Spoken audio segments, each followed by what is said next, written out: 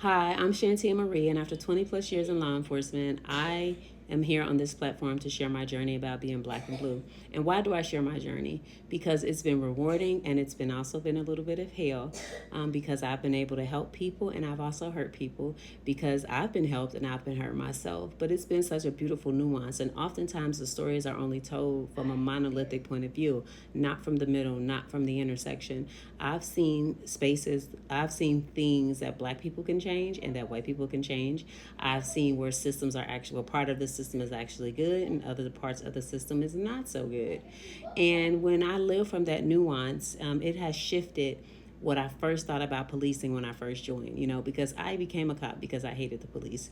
You heard that right. I couldn't stand their asses. I grew up in a community where they mistreated us, or at least so I thought, right? Because a lot of the times when we pause long enough to think about our experiences with law enforcement, I know for me, it was a vicarious experiences. Now, I did have one where I was caught the N word. I did have another one where I was arrested in partial uniform, put in handcuffs in the back of a police car. Well, we're going to call it detained. Okay. And I'm going to share that journey too and that story too along the way. Actually, being in my upcoming book, I'm not going to share it here. But even though those experiences happened to me, I still was able to still find a love for life, to get back up and to keep moving and to keep pressing. And that is one of the things that I found about all these narratives that we project on each other. It's like a bad narcissistic relationship. On one hand, you have people trying to steal someone else's internal power and internal sense of being and self. And then on the other hand, it's a group of people who wanted the external power and control. And it's just cyclical. And so, yeah, I talk about the intersection, the things that I see, the things that are uncomfortable, and I speak from a place of love. The last thing I'm going to say is I am glad to be in the space that I am in now.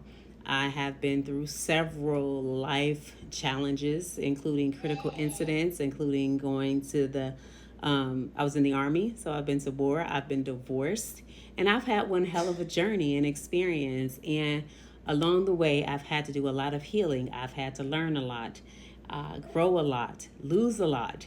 And so I share about that type of experience too, especially being a female black in a masculine role.